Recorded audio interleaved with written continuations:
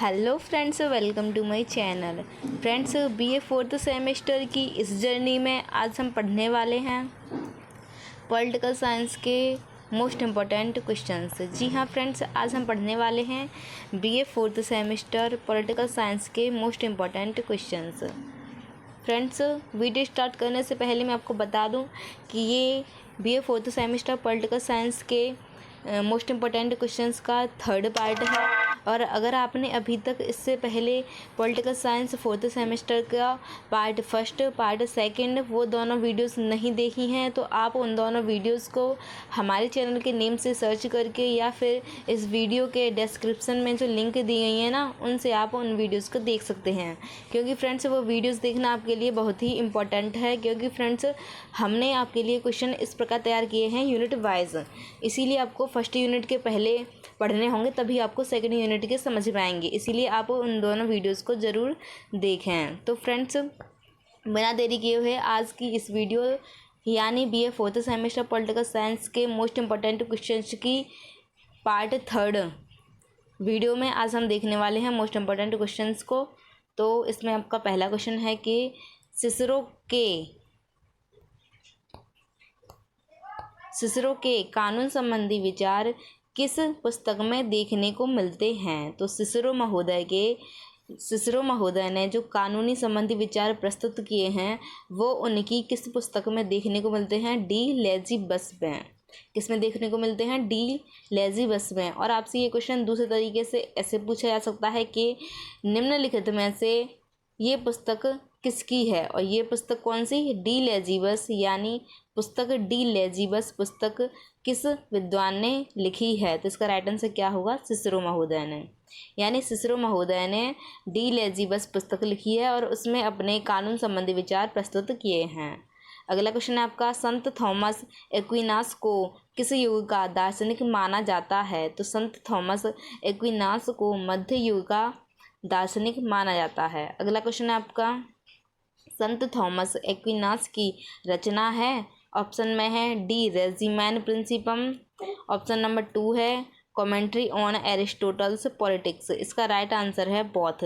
जी हाँ फ्रेंड्स, संत Thomas Aquinas ने D regimen प्रिंसिपम और commentary on Aristotle's politics in दोनों पुस्तकों की रचना की है। अगला क्वेश्चन आपका, संत थॉमस एक्विनास की रचना है? तो संत थॉमस एक्विनास, फ्रेंड्स ये क्वेश्चन दो बार टाइप हो गया है, इसके लिए सॉरी। तो आइए जानते हैं इसके अगले क्वेश्चन को। आपका 5th नंबर पर क्वेश्चन क्या कह रहा है, आइए देखते हैं। इसमें पूछ रहा है संत ऑगस्टाइन की पुस्तक है। इससे पहले हमने देखी संत थॉमस एक्विनास की, अब देख रहे हैं हम संत ऑगस्टाइन की। इससे पहले हमने देखी है संत थॉमस एक्विनास की और अब हम देख रहे हैं संत ऑगस्टाइन की। तो संत ऑगस्टाइन की पुस्तक हैं ऑल। आइए जानते हैं कौन कौन सी हैं। पहली है द सिटी ऑफ गॉड, दूसरे नंबर पर है on Christian doctrine, third number पर है on free choice of will on the Trinity. जी हाँ friends, the city of God, on Christian doctrine, third number पर है on free choice of will on the Trinity. इन तीनों पुस्तकों की रचना संत ऑगस्टाइन महोदय ने की है। अगला क्वेश्चन है आपका, रेनेसी का हिंदी पर्याय है? तो रेनेसी का क्या हिंदी पर्याय है? पुनर्जागरण। तो आइए जानते हैं पुनर्जागरण शब्द का सर्वप्रथम प्रयोग किसने किया? तो सर्वप्रथम प्रयोग पुनर्जागरण शब्द का वैसारी महोदय ने किया था। और वैसारी महोदय ये कहाँ के रहने वाले थे? इटली देश के। और फ्रेंड्स, अगर आप दिल से पढ़ाई करना चाहते हो, अगर आप दिल से एग्ज़ाम में टॉपर बनना चाहते हो, तो मेरा विश्वास है कि आप इन क्वेश्चनों को नोट कर रहे होंगे। आई थिंक जो दिल से पढ़ाई करना चाहता है, जो एग्ज़ाम में टॉपर बनना चाहता है, वही स्टूडेंट्स केवल इन क्वेश्चनों को नोट कर रहे होंगे। बाकी के स्टूडेंट्स बस देख ही रहे होंगे कि कौन सा क्वेश्चन है, इसमें क्या है, उसमें क्या है। तो फ्रेंड्स, ऐसे अपनी पढ़ाई के साथ खिलवाड़ मत करिए। कृपया एक नोटबुक और एक पेन लेकर बैठिए और इन सभी क्वेश्चंस को देखिए और उनको नोट कीजिए, फिर उन्हें लर्न कीजिए। आई थिंक आपने नोटबुक और पेन ले ली होगी। तो फ्रेंड्स, आपका अगला क्वेश्चन है कि मानववाद का पिता किसे माना जाता है? तो मानववाद का पिता किसे माना जाता है? पेट्रार्क महोदय को। अगला क्वेश्चन है आपका, मानववाद का तात्पर्य क्या है?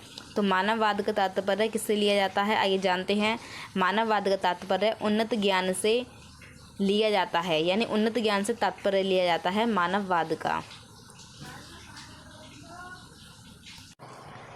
तो फ्रेंड्स, आपका अगला क्वेश्चन है कि चर्च और राज्य संघर्ष का मुख्य कारण क्या था? यानी चर्च और राज्य के जो बीच में संघर्ष हुआ था उसका मुख्य कारण क्या था? आइए जानते हैं। इसका मुख्य कारण था सत्ता प्रयोग का प्रभाव, क्षेत्र तथा सर्वोच्चता। क्या था? सत्ता प्रयोग का प्रभाव, क्षेत्र तथा सर्वोच्चता।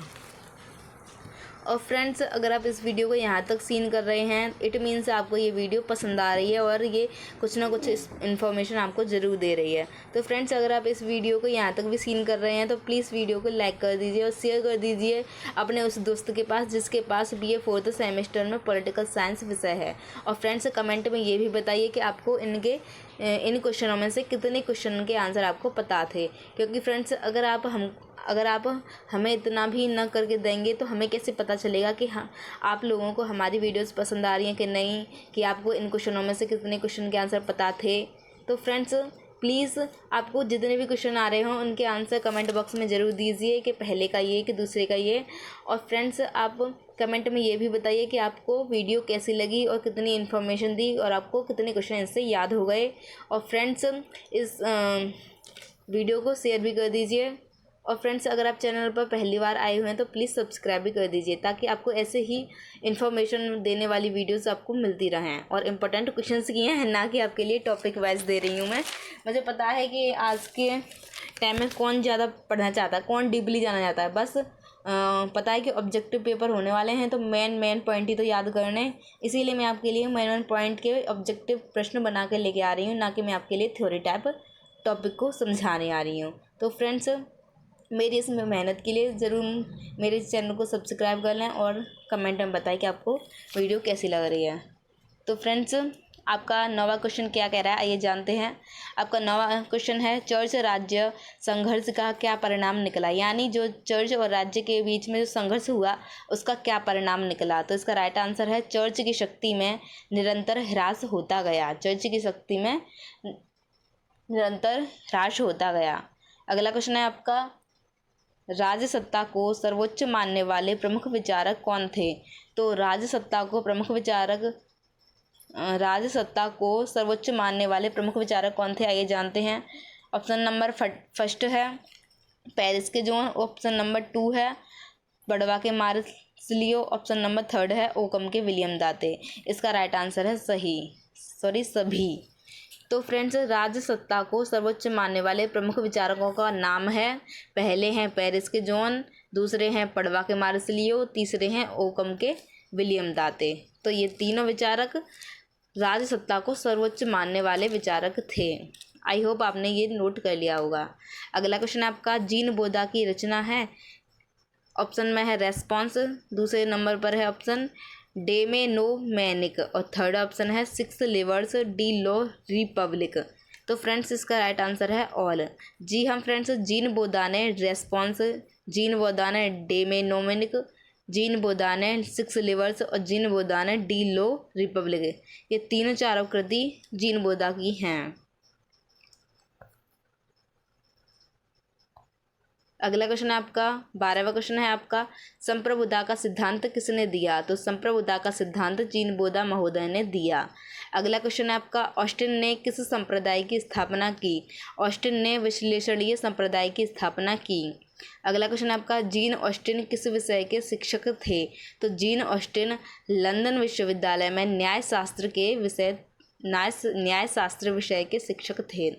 अगला क्वेश्चन आपका, हॉब्स ने सामाजिक समझौते के आधार पर किस शासन प्रणाली का समर्थन किया? तो इसका राइट आंसर है निरंकुश राजतंत्रात्मक। जी हाँ फ्रेंड्स, हॉब्स महोदय ने सामाजिक समझौते के आधार पर निरंकुश राजतंत्रात्मक शासन प्रणाली का समर्थन किया। अगला क्वेश्चन है आपका, लोकप्रिय संप्रभुता सिद्धांत का प्रतिपादन किसने किया? तो लोकप्रिय संप्रभुता सिद्धांत का प्रतिपादन किया रूसो महोदय ने। और खाली संप्रभुता सिद्धांत का प्रतिपादन किसने किया? जीन बोधा ने। अगला क्वेश्चन आपका, सोशल कॉन्ट्रैक्ट किसकी कृति है? फ्रेंड्स यहाँ पर सोशल की स्पेलिंग थोड़ी गड़बड़ है, यहाँ पर आपको एक ही जगह ओ कर लेना है, SOCIAL। तो सोशल कॉन्ट्रैक्ट किसकी कृति है? रूसो महोदय की। अगला क्वेश्चन है आपका, रूसो ने संप्रभुता को कहाँ निहित माना है?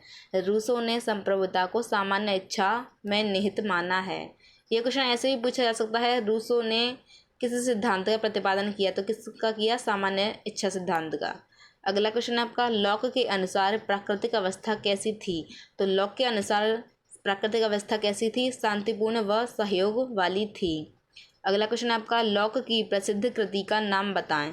लॉक की प्रसिद्ध कृति का नाम है टू ट्रीजेस ऑन गवर्नमेंट। जी हाँ फ्रेंड्स, लॉक की प्रसिद्ध कृति का क्या नाम है? Two treatises on government. अगला क्वेश्चन है आपका, लॉक किस सिद्धांत से संबंधित हैं? तो लॉक सामाजिक समझौते सिद्धांत से संबंधित हैं। लॉक के अलावा सामाजिक समझौते सिद्धांत से हॉब्स, रूसो, ये दोनों विद्वान भी काफ़ी महत्वपूर्ण भूमिका निभाते हैं सामाजिक समझौते में। लॉक की प्रसिद्ध कृति का नाम है two treatises on government and Locke किस सिद्धांत से संबंधित थे? सामाजिक समझौते से। आपका 23वां क्वेश्चन क्या कह रहा है, आइए जानते हैं।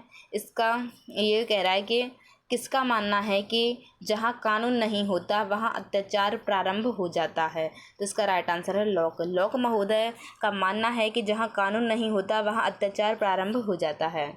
अगला क्वेश्चन है आपका, to critique of pure reason किसकी रचना है? तो इसका राइट आंसर है कांट। कांट महोदय ने to critique of pure reason नामक पुस्तक की रचना की है, और ये कब की थी? 1781 में, 1781 में। अगला क्वेश्चन है आपका, आधुनिक अनुदारवाद का पैगंबर किसे माना जाता है? आधुनिक अनुदारवाद का पैगंबर बर्क महोदय को माना जाता है। अगला क्वेश्चन है आपका, reflection on the revolution in France किसकी कृति है? Reflection on the revolution in France Burke महोदय की कृति है। अगला क्वेश्चन आपका, मिल के अनुसार स्वतंत्रता कितने प्रकार की होती है? तो मिल के अनुसार स्वतंत्रता 2 प्रकार की होती है। आइए जानते हैं कौन कौन सी होती है। मिल के अनुसार स्वतंत्रता का प्रकार है, पहला विचारों की स्वतंत्रता और दूसरा है कानून की स्वतंत्रता। तो मिल के अनुसार स्वतंत्रता 2 प्रकार की होती है, पहली है विचारों की स्वतंत्रता, दूसरी है कानून की स्वतंत्रता। अगला क्वेश्चन आपका, लास्की का जन्म कहाँ हुआ था? तो लास्की का जन्म कहाँ हुआ था? इंग्लैंड में हुआ था और यहूदी परिवार में हुआ था। अगला क्वेश्चन आपका, लास्की की कृति है। लास्की के बारे में हमने जाना, इनका जन्म कहाँ हुआ था? इंग्लैंड में और यहूदी परिवार में। आइए जानते हैं इनकी कृतियों के बारे में। इनकी कृति है, और फ्रेंड्स इसका राइट आंसर है ऑल। तो आइए जानते हैं लास्की की कौन कौन सी कृति है। पहली है authority in modern state, Laski की कृति है। लास्की की कृति है authority in modern state, and दूसरी कृति है a grammar of politics, Laski की कृति है। तीसरी कृति है liberty in modern state, liberty in modern state Laski की कृति है।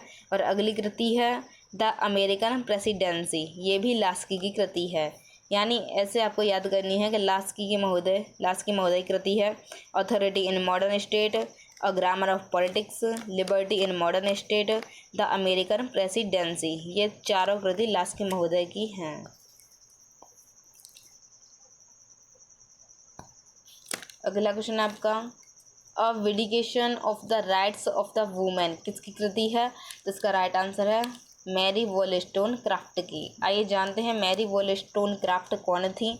तो ये महिलाओं के अधिकारों के लिए लिखने वाली अंग्रेजी लेखक, दार्शनिक और समर्थक थी। अगला क्वेश्चन आपका, जॉन रॉल्स की कृति है। तो इसका राइट आंसर है सभी। जॉन रॉल्स की यहाँ पर जितनी भी कृति दी गई हैं वो सभी जॉन रॉल्स की हैं इनमें। यानी ये जो हैं 6 कृति, ये 6 कृति जॉन रॉल्स महोदय की हैं। आइए जानते हैं। इनमें पहली कृति है a theory of justice, John Rawls की कृति है। A theory of justice John Rawls की कृति है। दूसरी है justice as fairness, John Rawls की कृति है। तीसरी कृति है पॉलिटिकल लिबरलिज्म, ये भी जॉन रॉल्स की कृति है। और 4th नंबर पर है अ लॉ ऑफ पीपल्स, ये भी जॉन रॉल्स की कृति है। और 5th नंबर पर है lectures on the history moral philosophies, ये भी जॉन रॉल्स की कृति है। और अगली 6वीं कृति है liberty equality and law, liberty equality and law, ये भी जॉन रॉल्स की कृति है। तो फ्रेंड्स, आपको इन कृतियों को देखकर घबराना नहीं है, आपको बस डायग्राम बनाकर इनको रट डालना है कि ये कृति जॉन रॉल्स की है, ये वाली कृति एक्विनास की है, ये वाली कृति ऑगस्टाइन की है। ऐसे करके आपको सारी याद करके जानी है, क्योंकि क्या पता एग्जामिनर कौन सी कृति लेकर आपसे पूछ ले गया ये कृति किस विचारक की है, तो आपको उससे पहले याद करके जाना चाहिए। तो आपका अगला क्वेश्चन है नीति शास्त्र को वैयक्तिक भलाई का शास्त्र, समझो ध्यान से, नीति शास्त्र को वैयक्तिक भलाई का शास्त्र और अर्थशास्त्र को घरेलू भलाई का शास्त्र किसने कहा? तो इसका राइट आंसर है अरस्तु महोदय ने नीति शास्त्र को वैयक्तिक भलाई का शास्त्र और अर्थशास्त्र को घरेलू भलाई का शास्त्र कहा। अगला क्वेश्चन है आपका सिसरो ने सरकार के कितने रूप माने थे? तो सिसरो ने सरकार के कितने रूप माने थे? 3। अगला क्वेश्चन है आपका सिसरो के मतानुसार राज्य को बनाए रखने के लिए एक क्या आवश्यक है? यानी ये पूछ रहे हैं कि सिसरो के मतानुसार राज्य बनाए रखने के लिए क्या आवश्यक है? तो इसके लिए आवश्यक है सरकार।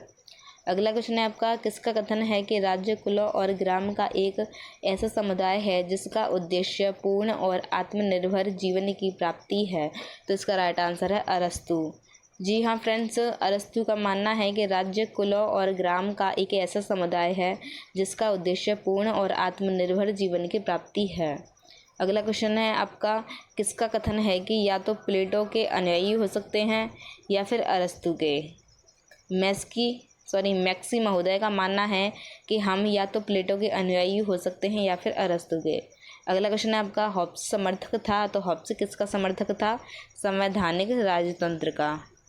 अगला क्वेश्चन आपका थॉमस हॉब्स का जन्म कहाँ हुआ? तो थॉमस हॉब्स का जन्म हुआ था ब्रिटेन में। अगला क्वेश्चन आपका हॉब्स की प्रमुख रचना कौन सी है? तो हॉब्स की प्रमुख रचना में कौन आता है? टू ट्रीटाइजेज ऑन गवर्नमेंट हॉब्स की प्रमुख रचना में आती है। अगला क्वेश्चन है आपका 17वीं शताब्दी में राजा तथा संसद के मध्य संघर्ष में हॉब्स ने समर्थक किया था।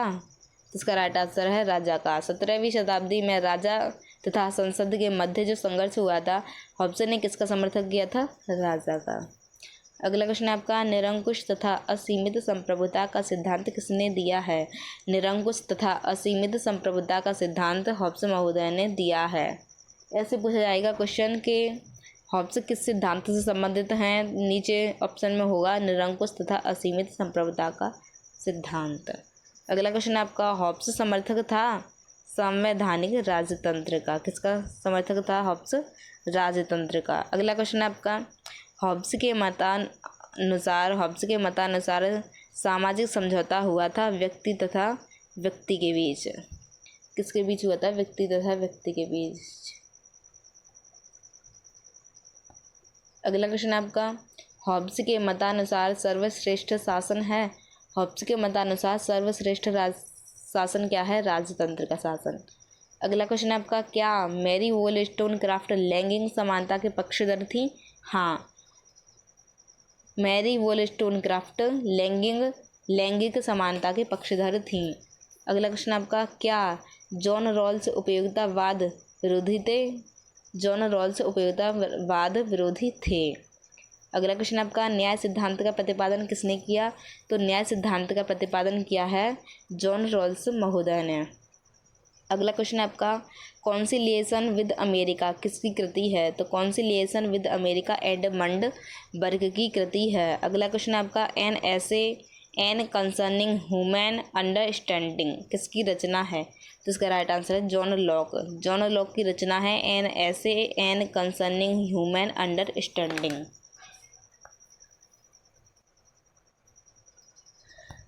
अगला क्वेश्चन है आपका ईश्वर से बात करने की इच्छा बेतुकी है किसने कहा? इमैनुअल कांट का मानना है कि ईश्वर से बात करने की इच्छा बेतुकी है। अगला क्वेश्चन आपका फ्रांसीसी क्रांति के कट्टर विरोध के लिए किसे जाना जाता है? फ्रांसीसी क्रांति के कट्टर विरोध के लिए एडमंड बर्क को जाना जाता है। अगला क्वेश्चन है आपका, लेवियथन कृति है, तो लेवियथन हॉब्स की कृति है। अगला क्वेश्चन है आपका, मनुष्य असामाजिक प्राणी है, किसने कहा? तो मनुष्य असामाजिक प्राणी है, किसने कहा? हॉब्स ने। अगला क्वेश्चन है आपका, राज्य को जनता का विषय किसने माना है? तो राज्य को जनता का विषय किसने माना है? सिसरो महोदय ने। सिसरो महोदय ने राज्य को जनता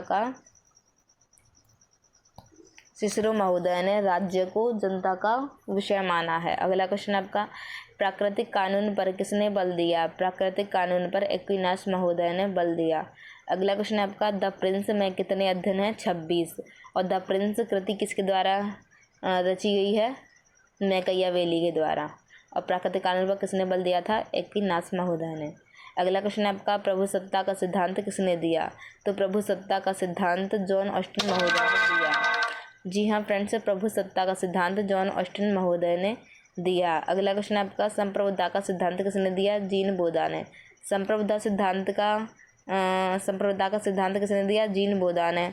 और प्रभुसत्ता का सिद्धांत दिया जॉन ऑस्टिन ने।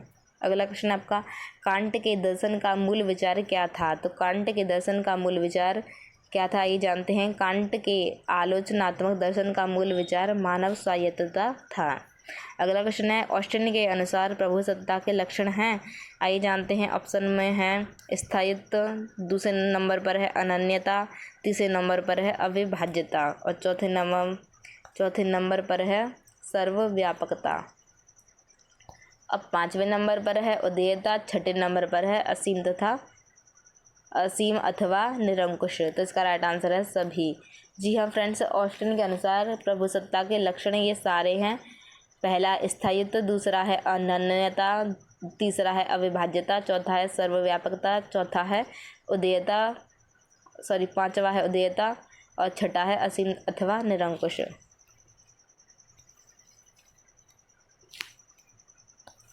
अगला क्वेश्चन है आपका, जीन बोधा की रचना है 6 लेवर्स डी लॉ रिपब्लिक। ये जीन बोधा की रचना है 6 लेवर्स डी लॉ रिपब्लिक। अगला क्वेश्चन आपका, कौन सी रचना लॉक की है? तो आइए जानते हैं, इसका राइट आंसर है सभी। कौन सी रचना लॉक की है? यानी ये सारी रचना लॉक की हैं। पहला है लेटर्स ऑन टॉलरेशन, दूसरा है टू ट्राइजेस ऑन गवर्नमेंट, तीसरा है ऐसे कंसर्निंग ह्यूमन एंड अंडरस्टैंडिंग। ये किसकी कृति है? जॉन लॉक की। अगला क्वेश्चन आपका, उदारवाद की आत्मा किसे माना जाता है? तो उदारवाद की आत्मा जॉन लॉक महोदय को माना जाता है। किसे माना जाता है? जॉन लॉक को उदारवाद की आत्मा माना जाता है। अगला क्वेश्चन है आपका, शासन पर 2 निबंध किसकी रचना है? लॉक की। शासन पर 2 निबंध ये लॉक की रचना है। और शासन पर 2 निबंध यह कब लिखी गई? 1689 में, यानी 1689 में लॉक महोदय के द्वारा लिखी गई। अगला क्वेश्चन है आपका, किस विचारक का मानना था कि हॉब्स उपयोगितावादियों से भी आगे चलने वाला है? किस विचारक का मानना था कि हॉब्स महोदय उपयोगितावादियों से भी आगे चलने वाला है? तो इसका राइट आंसर है वेपर महोदय का ये मानना था। अगला क्वेश्चन आपका, यह कथन किसका है कि आमंडा के वर्ष में उसकी जननी ने 2 जुड़वाओं को जन्म दिया, उसे तथा भाई को? तो यह किसका मानना है? हॉब्स महोदय का। अगला क्वेश्चन आपका, किसका कथन है कि राज्य और सरकार में अंतर न मानना हॉब्स की बड़ी भूल है? इसका राइट आंसर है विलोबी महोदय का मानना है कि राज्य और सरकार में अंतर न मानना हॉब्स की सबसे बड़ी भूल है।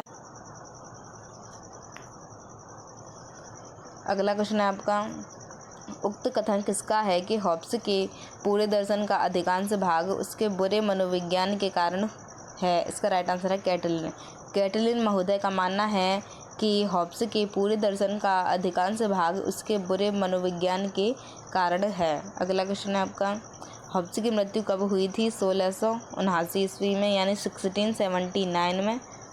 और लॉक का जन्म कब हुआ था? 1632 ईस्वी में। लॉक का जन्म हुआ था 1632 ईस्वी में। और लॉक का सबसे महत्वपूर्ण ग्रंथ कौन सा है? शासन पर 2 निबंध। और सोशल कॉन्ट्रैक्ट बुक किसने लिखी? रूसो ने। अगला क्वेश्चन आपका, लॉक के मतानुसार राज्य की स्थापना हेतु समझौता किसके बीच होता है? यानी लॉक के मतानुसार राज्य की स्थापना हेतु समझौता किसके बीच होता है? सामान्य जनता तथा शासक के बीच।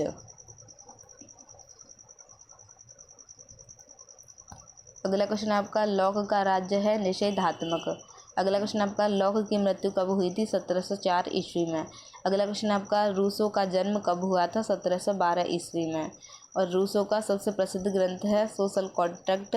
और रूसो का जन्म हुआ था 1712 में। और लॉक की मृत्यु कब हुई थी? 1704 में।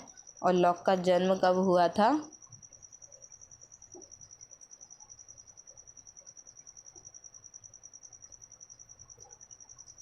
लॉक का जन्म हुआ था 1632 में और मृत्यु हुई थी 1704 में।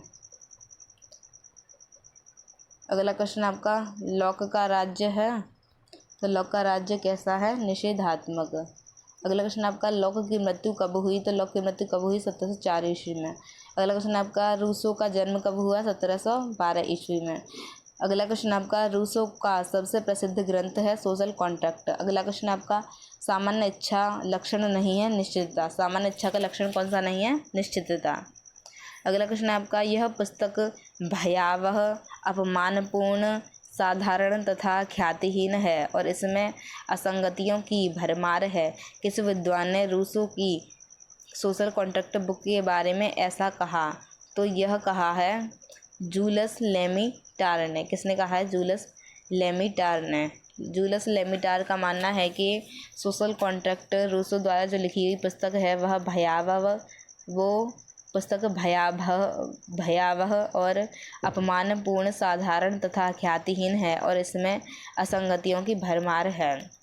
आपका अगला क्वेश्चन है कि किसने कहा था कि अरस्तु की पॉलिटिक्स हमारे लिए सबसे मूल्यवान थाती है? राजनीति विज्ञान के लिए यह सबसे बड़ी देन है। तो इसका राइट आंसर है जोलर। जोलर महोदय का इतना अच्छा स्टेटमेंट था अरस्तु की पॉलिटिक्स बुक के बारे में। अगला क्वेश्चन आपका, आगमनात्मक प्रणाली का प्रयोग किसने किया? अरस्तु ने।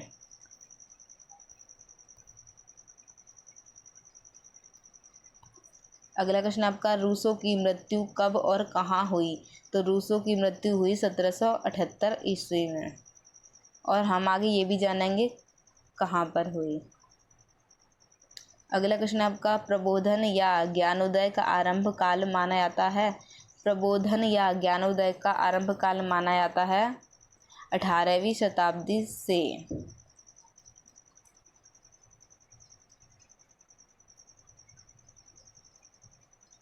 कब से माना जाता है? 18वीं शताब्दी से प्रबोधन या ज्ञानोदय का आरंभ काल माना जाता है। अगला क्वेश्चन आपका, एनुअल रजिस्टर शब्दकोश का प्रकाशन किसने किया? तो इसका राइट आंसर है बर्क ने। बर्क महोदय ने एनुअल रजिस्टर शब्दकोश का प्रकाशन किया।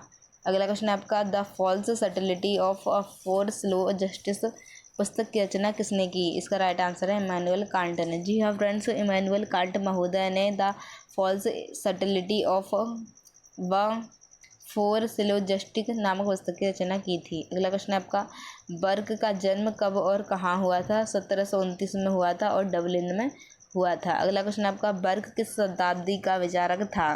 तो बर्क महोदय 18वीं शताब्दी का विचारक थे। अगला क्वेश्चन आपका, निरपेक्ष आदेश का सिद्धांत किसने प्रस्तुत किया? तो निरपेक्ष आदेश का सिद्धांत इमैनुअल कांट महोदय ने प्रस्तुत किया। अगला क्वेश्चन है आपका, प्रबोधन युग के दार्शनिक थे? ऑप्शन नंबर है Voltaire, Montesquieu, Immanuel Kant. Voltaire, Montesquieu, Immanuel Kant. Right answer है सभी। क्या है? सभी। प्रबोधन युग के दार्शनिक थे वोल्टेयर, मॉन्टेस्क्यू, इमैनुअल कांट। ये सभी प्रबोधन युग के दार्शनिक थे, वोल्टेयर, मॉन्टेस्क्यू, इमैनुअल कांट। अगला क्वेश्चन आपका, इमैनुअल कांट के अकॉर्डिंग मौलिक अधिकार हैं स्वाधीनता का अधिकार। इमैनुअल कांट के अकॉर्डिंग मौलिक अधिकार क्या है? स्वाधीनता का अधिकार। फ्रेंड्स, कुछ प्रश्न मैंने आपके लिए भी रखे हैं, आपको इनका आंसर ज़रूर कमेंट बॉक्स में देना है। तो पहला क्वेश्चन आपके लिए, राजनीति विज्ञान का जनक कौन है? और दूसरा क्वेश्चन आपके लिए, सामान्य इच्छा का सिद्धांत किसने दिया? फ्रेंड्स, ये दोनों क्वेश्चन मैंने आपके लिए करा दिए हैं इसी वीडियो में। तो फ्रेंड्स, अगर आपने इस वीडियो को ध्यान से देखा होगा, ध्यान से आपने समझ कर पढ़ा होगा, तो आप इन दोनों क्वेश्चन के आंसर एकदम चुटकियों में दे देंगे और कमेंट बॉक्स में झटपट से टाइप कर देंगे। और फ्रेंड्स, मुझे नहीं लगता आपको इन दोनों इतने सरल क्वेश्चनों का आंसर नहीं पता होगा। तो फ्रेंड्स, आप इन क्वेश्चनों का आंसर ज़रूर कमेंट बॉक्स में दें। और फ्रेंड्स, वीडियो अच्छी लगी हो तो लाइक करें, शेयर करें और कमेंट में बताएं कि कितने क्वेश्चन आपको आते थे और इन दोनों क्वेश्चनों के आंसर भी दें। फ्रेंड्स, अगर आपने इन दोनों क्वेश्चन के आंसर नहीं दिए ना, तो मैं तो यही समझूंगी कि आप बिल्कुल पढ़ने वाले बच्चे है ही नहीं हो। तो फ्रेंड्स, अगर आप अपना एक्सपेंस बनाना चाहते हो तो प्लीज़ इनके आंसर ज़रूर दें। तो फ्रेंड्स, वीडियो में एंड तक बने रहने के लिए आपका थैंक यू वेरी मच। और फ्रेंड्स, अगर आप एंड तक भी देख रहे हैं इस वीडियो को, तो प्लीज़ वीडियो को लाइक कर दें और हमें यह बताएं कि आपको ये वीडियो पसंद आ रही है कि नहीं। हम आपके लाइक से पहचान लेंगे कि आपको ये वीडियो ज़रूर पसंद आ रही है। तो फ्रेंड्स, मिलते हैं अगली वीडियो में, तब तक के लिए नमस्कार, take care, bye bye, thanks for watching my video.